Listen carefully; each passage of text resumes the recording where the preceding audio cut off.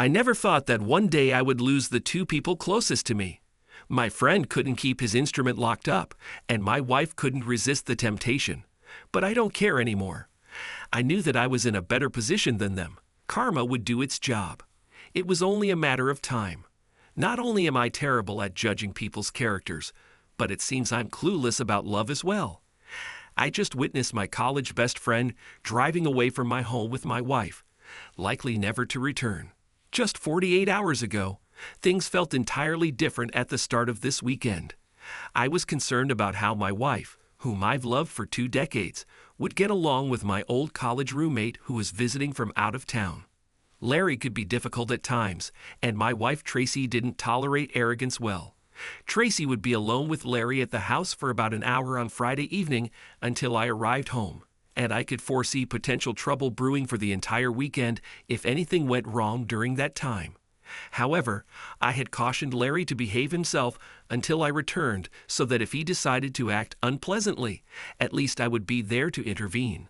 Larry and I had been roommates during our final 2 years of college, and during that time, he was like a brother to me.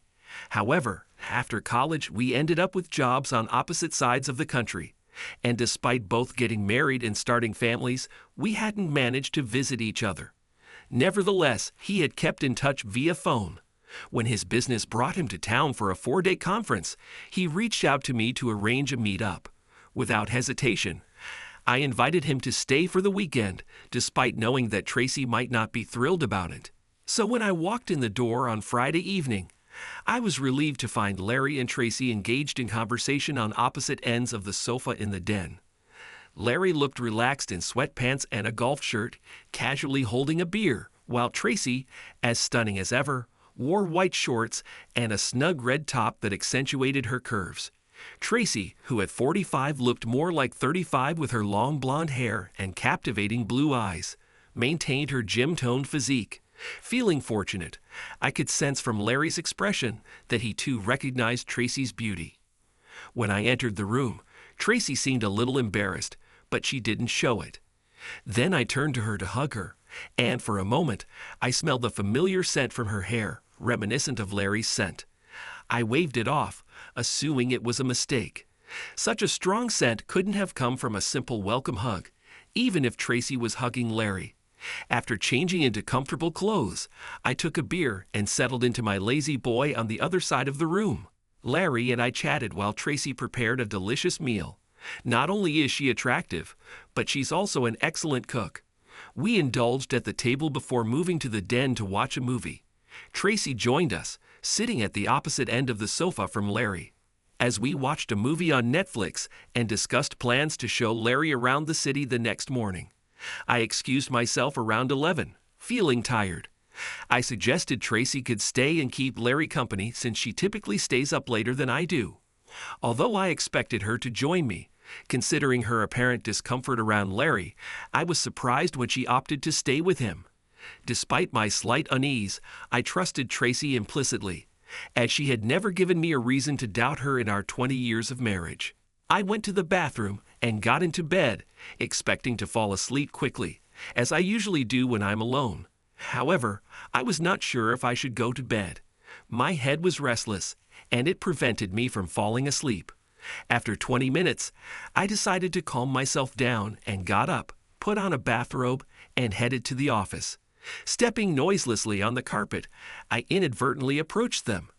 Assuming they were watching TV since I couldn't hear the conversations, I approached the room. Before I entered, I noticed that Tracy was not in her usual place on the couch. Instead, she sat face to face with Larry on the other end of the couch. Putting her hand on Larry, they looked into each other's eyes. I was completely speechless at that moment. To be honest, I didn't understand at all how this could happen. Tracy never gave me any signs of concern, and everything was fine with us in bed life. Why? We had an active bed life, which we still did 2 or 3 times a week. Suddenly, Larry leaned in and passionately kissed my wife on the lips, to which she offered no resistance. I stood there, utterly stunned. After a brief kiss, Tracy beckoned to Larry with her finger and stood up. I retreated to the bedroom and slipped back into bed, pretending to be asleep, Tracy opened the door, and for a moment, I thought this dreadful series of events was over, and she was coming to bed. Instead, she quietly entered the room, glanced at me to ensure I was asleep, and then left. As I rose and listened at our bedroom door, I overheard some hushed conversation before they both headed into the guest room where Larry was staying. In that instant, my heart shattered. I knew she was no longer mine. She belonged to him. 20 years. Gone. Just like that. I fought against the overwhelming urge to vomit right then and there. I also resisted the temptation to storm into the guest room and confront them or to physically retaliate against both of them. But in that moment, it didn't matter. The actual act itself, which I could have interrupted, wasn't the focal point. What mattered was the fact that she had consented to it, had agreed to betray me, to discard my love, even if only temporarily, in order to commit adultery. She had agreed to violate my trust. Yes, I could have halted the act, at least momentarily, but I couldn't surveil her constantly. And if she could breach my trust once, what would stop her from doing it again? Sure, she might cry and plead for forgiveness, and perhaps even genuinely mean it now, but a trust that's been broken once is easier to break a second time, and beyond. Regarding Larry, I couldn't fathom that he would betray me like this, someone who was akin to a brother. Perhaps that's why his first wife, Tiffany, divorced him 15 years ago, and why his second wife, Marguerite, also left him. How could I have been so blind not to see it coming? Instead of rushing into the guest room, I grabbed my phone and opened the home security app. I watched the inevitable scene unfold as the system documented it for posterity. It didn't take long for Larry to be on the bed with my wife. Yes, I witnessed the whole thing, which lasted about 15 minutes. Tears streamed down my face as I tried to figure out how I had inadvertently contributed to the situation beyond just being hospitable to an old friend. They'd lay in bed together for approximately 10 minutes, engaged in conversation. Then Tracy got out of bed and went into the bathroom. I closed the security app, returned to bed, and pretended to be asleep. About 5 minutes later, she quietly got back into bed on her side. I kept my back turned to her to conceal my tear-streaked face, but I remained awake throughout the night. Judging by her breathing, she fell asleep quickly, likely due to the satisfying encounter we had earlier. Around 7 a.m., Tracy got up, took some clothes from her closet, and went into the bathroom without realizing I was awake. I waited until I heard her leave the bathroom and head to the kitchen before getting up, putting on a robe, and joining her there. That's when I found her and Larry, both fully dressed and preparing to go somewhere. Clearly, last night's affair had emboldened them both. "Are we going somewhere?" I inquired innocently, despite not being dressed for an outing. Larry and I are just popping over to Starbucks for a latte. We'll be back soon, all right." Tracy swiftly responded before ushering Larry out the door. I estimated I had about 90 minutes, maybe 2 hours at most, assuming they'd make a pit stop for some intimate time. Hastily, I got dressed, hopped into my car, and drove to our bank, where I promptly closed our joint checking and savings accounts, opening a new checking account in my name only. I obtained a cashier's check for the savings account funds. Additionally, I closed the credit card linked to the bank account and opened a new one solely in my name. Having friends who had gone through divorces proved helpful. I knew precisely what steps to take. I also contacted my other credit card company and requested our limit be reduced to $1,000 above our current balance, just in case Tracy needed to make a purchase while out with Larry, say for a genuine cup of coffee. She might be annoyed, but not overly suspicious if one card had issues, as long as the other remained functional. I returned to the house after about an hour, and as I had expected, they hadn't returned yet. Finally, they came back about 2 hours later, both appearing a bit flushed and slightly out of breath, as if they had been on a long brisk walk on a spring morning. "Yeah, right," I continued with my pretense. "What, you didn't bring anything back for me?" I inquired. What was I thinking?" Tracy responded, attempting to appear apologetic. "Tracy and I took Larry to visit our city zoo and our local art museum, then treated him to dinner at one of the nicer restaurants in town." Throughout the entire day, they kept exchanging glances when they thought I wasn't paying attention. I wasn't sure whether I wanted to throttle both of them or laugh at their attempts to deceive me. Once again, I rose at 11, intending to retire for the night. But unsurprisingly, Tracy showed no inclination to accompany me. I activated the app and commenced recording while lying in bed, attempting to maintain steady breaths. Approximately 30 minutes later, Tracy stealthily entered the room, approaching my side to ensure I was asleep before quietly departing once satisfied with my faculty. After her departure, I donned some shorts and patiently waited in the darkness until I heard their activities begin. Subsequently, I stiltily made my way to the kitchen and located her purse. Evidently, Tracy and Larry hadn't exhausted all their time engaging in intimacy earlier in the day, as she must have utilized a debit card machine to make a purchase online, securing an airline ticket. I extracted 5 pristine $100 bills from the bank envelope, meticulously replacing them with strips of newspaper to maintain the appearance of fullness, and then restored both the envelope and the ticket to her purse. The contemptible woman. I seethed to myself upon returning to bed, realizing not only was she unfaithful, but she was also planning to abscond with him after just 2 days. After 20 years, I must truly be inept at this whole husband thing. Tracy and Larry took an awfully long time this time around. It seemed like they might have done it twice with a short break in between. I didn't bother watching this time. Didn't need to. Though I did record it. She slipped into bed quietly around 2 a.m., snuggled up to me briefly, and fell asleep within 5 minutes. Once again, I spent the entire night awake. Around 8 a.m., I heard Larry in the bathroom. After he finished, I heard him briefly stop in the kitchen, then heard him leave the house. I assumed he was going to wait in his rental car. Tracy got up shortly after he left, gathered some clothes quietly, grabbed a suitcase from the closet, and headed into the bathroom. That was my signal to put on my shorts and wait by the front door. Tracy looked lightly made up and dressed casually in jeans and a top when she emerged from the bathroom, and the way she carried the suitcase indicated it was already packed. She didn't notice me sitting in the living room chair about 10 feet away from the door and was about to grab the handle when I spoke up, calmly but firmly. After 20 years, I don't even deserve a simple goodbye. Not even a screw you jerk. Nothing. At least I caught her off guard, and she literally jumped back from the door.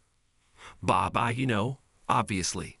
Maintaining my composure required every ounce of willpower I possessed. I held the advantage in this situation, and I intended to fully exploit it. Really, Tracy, after 20 years, is this how it all ends? I do love you, Bob, truly, but I don't think you'd understand. I was just trying to spare you, she stuttered. How considerate of you, Tracy. I responded calmly. She attempted to speak, faltered, tried again, stumbled over her words, and ended up sounding like Porky Pig. That's enough. It's time for you to leave. Lover boy must be getting anxious by now, I stated. Tracy appeared shocked, clearly not anticipating this turn of events. Aren't you going to ask me to stay? She muttered. Nope. It's quite clear you don't love me, so why would I want you to stay? Maybe you'll get hit by a bus in LA if I'm lucky. She stuttered once more.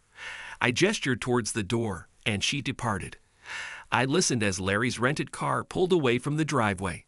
I was feeling satisfied with the confusion I had caused in Tracy's mind and the dent I had made in her wallet.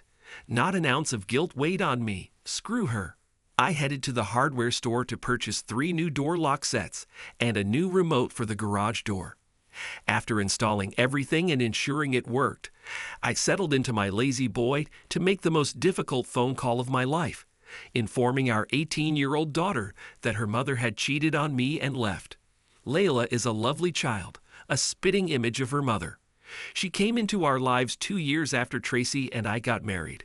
We attempted to expand our family after her arrival, but for reasons unknown, it didn't.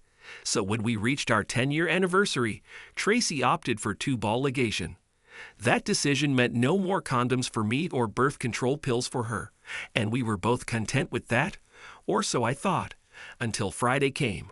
When I called Layla on Sunday morning, shortly before 9, she felt that something was wrong. She asked, and I confirmed it. Pumpkin, your mom left me not so long ago. She spent 2 days with my former college roommate and then left with him about an hour ago. I felt it was important that you hear it from me first." "What?" she exclaimed. "Did you let Mom be with your college roommate and then let her leave with him?" "No, that's not what I meant. I didn't allow her to have a relationship with Larry. She made that choice herself after I went to bed. But I caught them." "So you ran into them cruelly," she shouted back at me. At that moment I spoke slowly and carefully. "Layla, she didn't speak very coherently. No, baby. When I found out what happened, I left them alone. The fact that your mother was prone to this meant that I had already lost her. At that moment, none of them understood what I knew. Their decision to leave was entirely their own. However, I talked to your mother before she left. Pumpkin, I don't want to drag you into this. I want you to continue loving your mom. You don't have to approve of her actions as long as you and I are fine." "Well, I think she's acting like a woman of easy virtue, Dad, and you don't have to put up with it. Have you ever been tempted to quarrel with your friend? Everyone will face the consequences, baby, in their own time." After ending my call with Lila, I reached out to Tracy's parents. Until that point, we had always had a good relationship, but I anticipated that it would soon change. Nonetheless, I wanted them to hear my side of the story, as Tracy's version could differ significantly. As expected, Tracy's parents didn't react well to the news. After all, she's their daughter. However, when they began to insult me, I took a strategic approach. I sent them an email with a screenshot from the first night out, showing their daughter in a compromising position. With no response from them, I concluded that the conversation and our relationship were over. On Monday, I contacted a lawyer recommended by a friend who had gone through a divorce. It turned out that this lawyer had been thoroughly outmatched by his ex-wife's lawyer, and that's who he suggested I consult when I called for advice on Sunday. Thankfully, with the support of my boss, I managed to meet with Jana Wilhelm that Thursday. My initial impression of her was that she was someone you wouldn't want to go up against. I was able to demand a lot when I filed for divorce citing infidelity, and my attorney was more than capable of handling the challenge. Ultimately, I ended up with the house and 75% of our joint assets. Tracy attempted to argue that she wasn't earning as much as she did during our marriage, but Ms. Wilhelm effectively argued to the court that Tracy voluntarily left her job to move to California, and therefore shouldn't expect me to financially compensate her for it. Despite Tracy's resistance to the divorce, it only took me 6 months to attain freedom. Then began the true challenge, grappling with lingering uncertainties about my adequacy as a husband. I had believed Tracy and I had a strong marriage, yet it crumbled in just 2 days, 2 damn days. During the divorce proceedings, my social life dwindled. I mostly remained at home, and when I did go out, I had no interest in female company. Even after the divorce was finalized, I lacked the inclination to seek companionship. Undoubtedly, I was shattered, a fact I acknowledged as I sought the help of a therapist. Coincidentally, she happened to be tending bar at Chuck's, a cozy establishment known for its hard rock music, premium drinks, and a clientele eager to engage in banter with newcomers. Adele had a knack for effortlessly mixing whiskey and ice, keeping the bar lively and managing rowdy patrons with ease. She believed everyone had a story, making it her mission to listen to them all.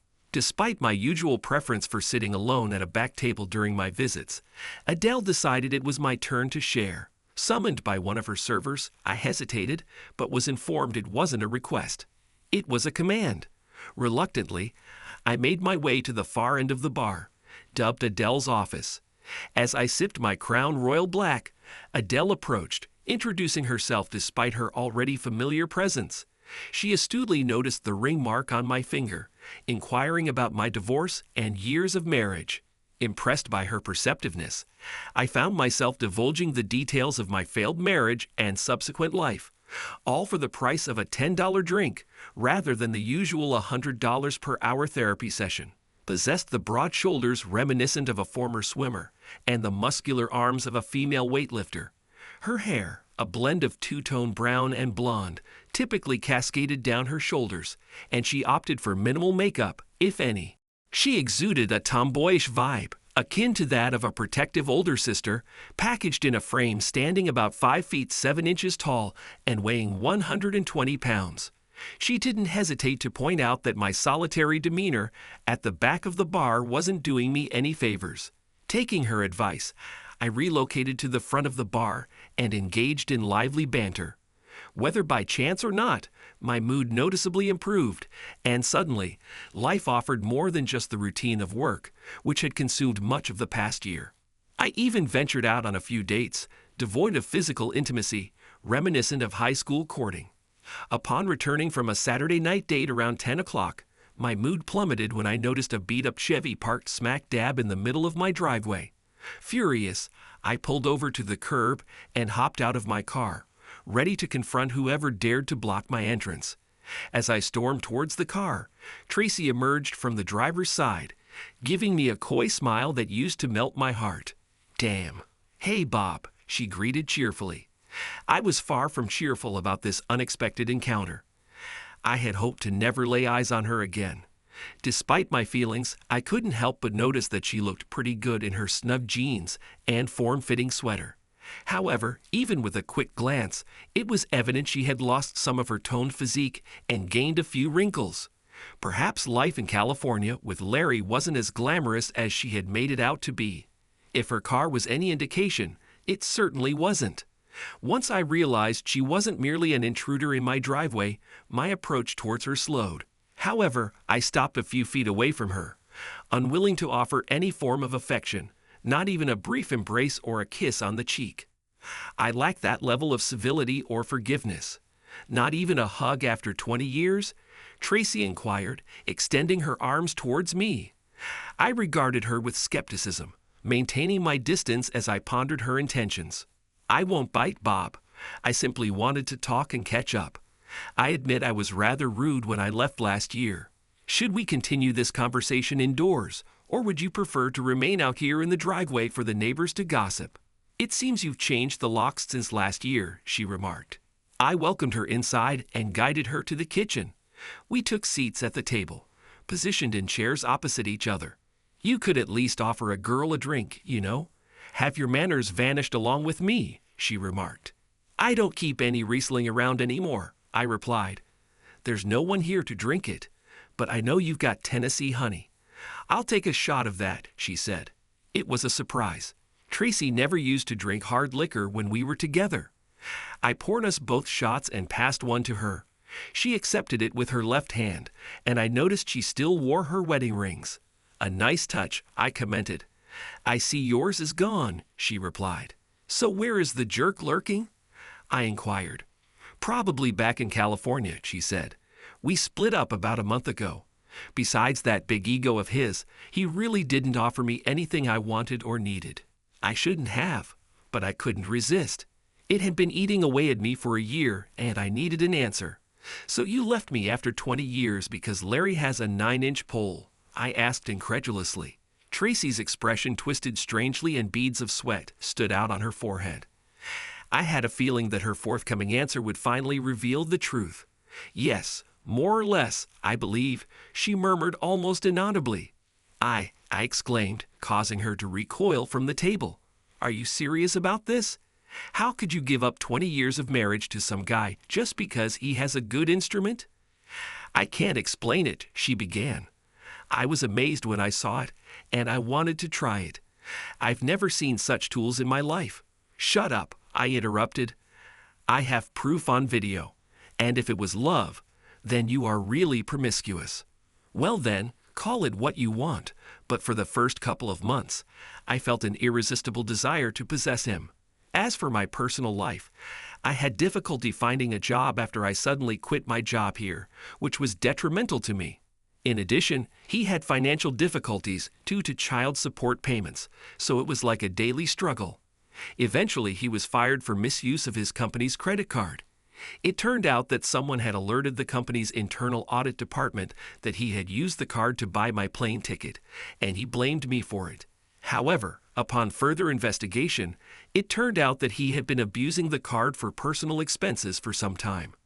As a result, we decided to break up, and I decided to return home in the hope of reconciling with my former employer and perhaps rekindle the feelings that you may still have for me. I couldn't help but smile inwardly when she mentioned Larry possibly getting fired for using his company credit card to buy her plane ticket.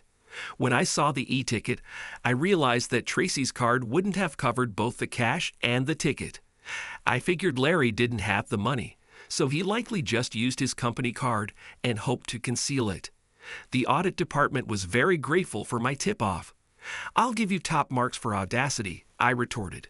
"You didn't care about my feelings when you left. If I hadn't accidentally stumbled upon the truth, you would have walked away with both my heart and my dignity, and you couldn't care less. Thank goodness I found out.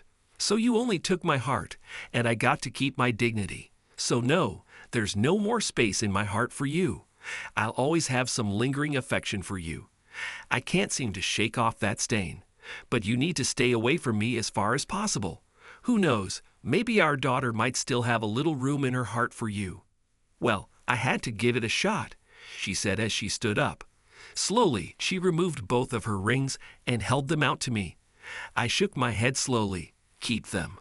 Maybe they'll come in handy for a down payment on a new car when this one gives out."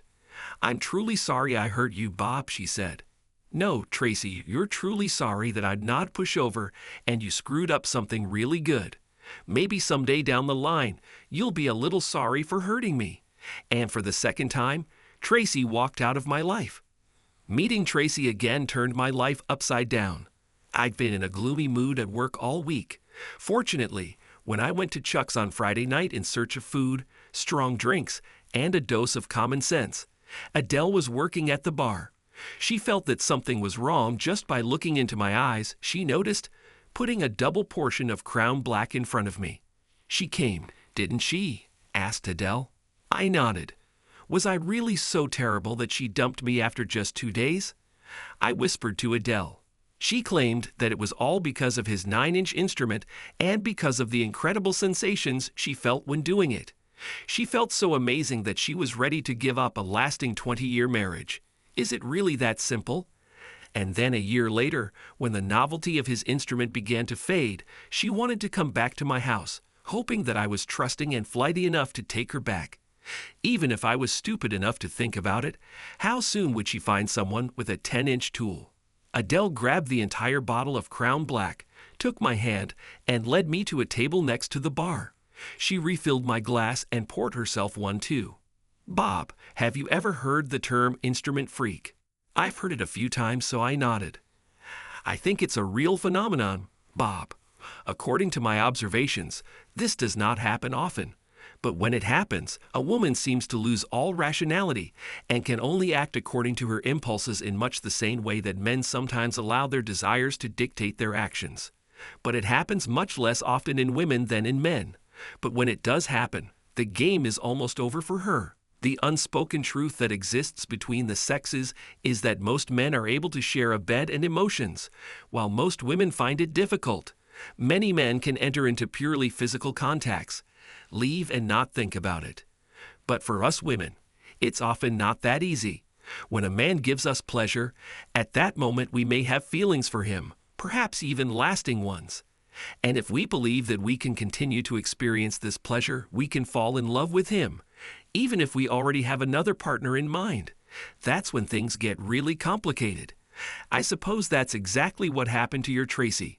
This may be an isolated incident, or it may happen every time she gets in touch with someone new. It's not about you, Bob, as they say. It's not about you, it's about me. It couldn't be more appropriate in this situation, Bob. But she still had the choice to say no the first time, and that could have been the end of it, I said. You're right about that, Bob. With these words, Adele and I got up from our seats, took glasses and a bottle, and returned to the bar. It's time to move on with life. 2 weeks later at work, I received a voicemail from someone named Laven Brown from the bank, where Tracy used to work and was attempting to reconnect with. Great, I mused. Does she expect me to provide her with a positive character reference? Not likely. However, having been raised with manners, I felt obligated to return the call, so I did, preparing myself for what I anticipated. Mr. Kingsland, you may not know me, but I'm familiar with you, at least by reputation, through your ex-wife. While this may be forward, I was wondering if we could meet up for a drink sometime, Mr. Kingsland. I snapped back to reality from the alternate universe I had drifted into, took a deep breath, and responded. I'm not sure what game you're playing, but if it's got anything to do with my ex-wife, count me out. Mr. Kingsland, Bob, this has absolutely nothing to do with your ex-wife, though her decision to divorce you is why I'm reaching out. Over the 10 years we worked together, she always praised you as an incredible husband, father, and lover. Now that you're single, I'm curious to see if she was right. I've been divorced for about 5 years myself, and it feels like all the good ones are taken.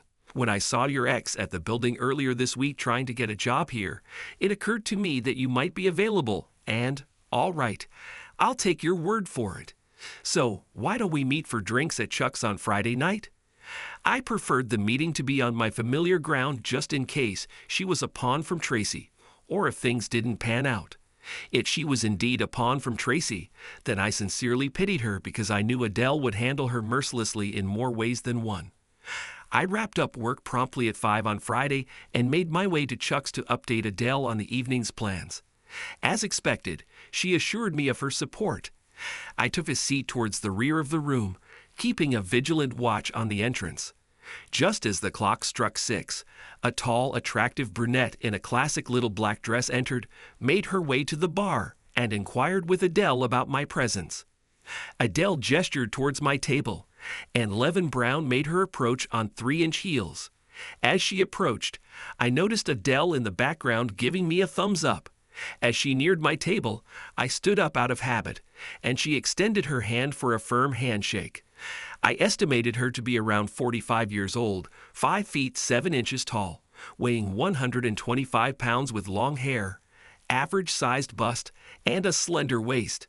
She possessed a certain prettiness, though not strikingly beautiful, and her blue eyes sparkled despite the dim lighting of the bar. At least she was pleasant to look at. About 30 minutes into our conversation, she shared her experience of divorcing her husband of 18 years due to his lax interpretation of marital fidelity. In turn, I disclosed my own situation with Tracy, explaining that while she hadn't divorced me, I had initiated the divorce because I upheld my vows. She seemed genuinely impressed by my stance. An hour later, I ordered dinner and live-on, and I indulged in everything from appetizers to dessert. She admitted she had never been to Chuck's before, but declared it would now become a regular spot for her. I assured her I'd be more than happy to accompany her here any time she wished. We refrained from intimacy on our initial date, a decision I believe was wise for both of us. However, as the evening drew to a close, I escorted her to her car and initiated a gentle kiss on her irresistibly soft lips. She met my advance without hesitation, perhaps even welcoming it. We promptly scheduled another rendezvous for the following Friday at Chuck's, and as she drove off into the night, I returned inside feeling triumphant. "Seems like things went smoothly," remarked Adele as I approached the bar for a nightcap. "Drinks are on me." The anticipation for the next Friday was palpable. Work, which had become my refuge during tough times, now felt like a thrilling new chapter. Even my boss noticed my renewed vigor, especially after I finally cracked a long-standing engineering problem, promising significant savings for our project. For the second consecutive week, Levin Brown arrived at Chuck's right on schedule. She donned a stunning low-cut red dress that accentuated her figure, prompting me to request a twirl. Though her cheeks matched the color of her dress, she obliged with a bashful smile. We had an amazing dinner and a wonderful time together. I invited her back to my place afterward, where we spent some time cuddling on the couch like teenagers. Despite how amazing she looked, I felt it wasn't the right moment for any further intimacy, so we had a brief discussion about how to spend the rest of the night. Since she followed me to my place, she had to leave first. She gave me a mischievous grin and kissed me passionately. I was impressed by how she ended the evening. I promised to call her. To avoid seeming too eager, I waited 3 days before asking her out again. This time, I suggested dinner and dancing at a different venue than Chuck's, and I decided to pick her up for the date. We've scheduled our next date for 2 weeks from last Friday. Although I started dating shortly before Levon contacted me, it's been about a year since I last had contact with a woman, and I haven't been close to anyone other than Tracy for about 22 years.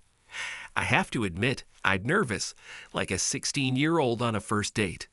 I understand that it's like riding a bike, which you will never forget, but every woman is unique. She has her own preferences and desires. I was hoping that I would still be able to navigate the place easily.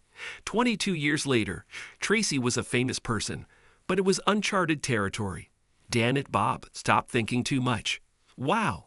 Lavin met me at the door in a spring floral dress with a scent on the front, with a plunging neckline and a length of about mid-thigh. She wore it flawlessly. I think my jaw dropped. Not cool, Bob, not cool. The restaurant experience was enjoyable, largely due to the company of my partner. Despite my lack of skill in dancing, the post-dinner dancing was decent, thanks to Lavon's ability to lead. However, I couldn't shake off the feeling of paranoia when I noticed other men glancing at her. This stems from my past experience of losing my wife of 20 years after only 2 days. At one point, Lavon excused herself to the restroom, and I observed 2 men approaching her as she walked across the floor. I felt a surge of anxiety, but managed to stay composed at our table. I reminded myself that not all women were like Tracy, who had left me abruptly. Or were they? When Lavon returned, I mentioned the attention she had garnered and how adeptly she had handled it. She then noticed the lingering impact of my past relationship on me. For 2 decades, I had been confident and secure in my marriage, but now I felt like a wreck. I don't know the specifics of what happened with her, but I promise I won't abandon you like that. I can't guarantee we'll end up together forever, but if things don't work out, I won't disappear with someone else.